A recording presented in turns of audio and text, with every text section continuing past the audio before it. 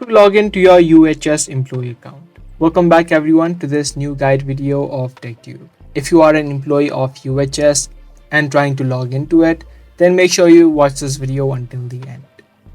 For UHS employee login, and once you do, you'll be able to see this search result which says sign in and it says uhs.ehr.com. You can just click on this result and it's going to take you to the sign in section.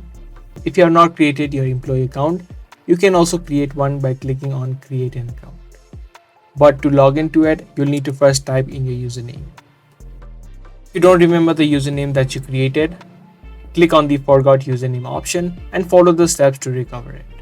Once you do, click on next, and in the next section, it's gonna ask you to type in the password. So type in the password of your account that you created while signing up and you will be successfully logged in to your UHS employee account. If this video was helpful to you, be sure to subscribe, share, and also give this video a thumbs up. I'm gonna see you guys in the next video. Thanks for watching.